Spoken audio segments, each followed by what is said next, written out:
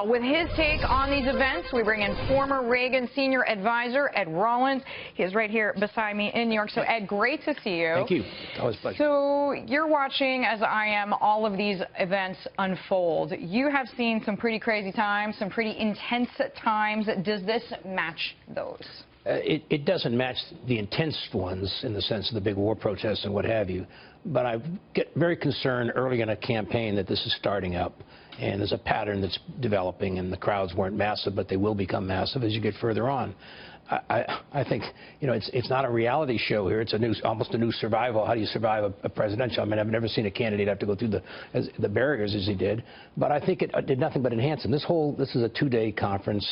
They have one in the north, one in the south, twice a year, and it's the party operatives, the party people.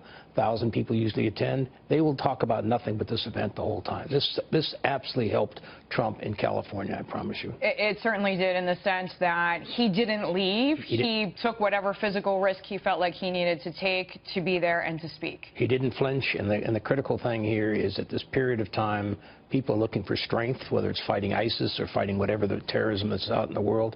And I think that he's been enhanced ever since San Bernardino on that front. And I think to a certain extent, they're playing into his hand. I feel badly for the other candidates who have to go talk to this forum after this day today. But I think Trump really has a momentum, and this is going to help him even more so. Ed, let me ask you that, because you just alluded to it. I mean, Donald Trump is going to face these kinds of crowds, that is to say, people who are protesting his presence equally as people who support him. But this is what every event is going to look like for him, right? And amplified. This is not an easy place to get to. This is right near the airport. It's not a big urban city. Burlingame is not.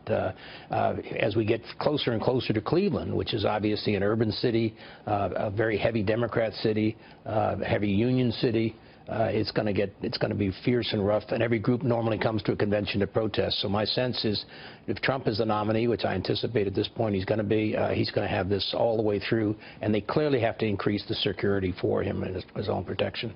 Yeah, I mean, it's rare. I don't think I've ever seen a candidate actually have to walk up a hill and under a tunnel to just get to a speaking. And they shouldn't have to. Right. They shouldn't have to. Exactly.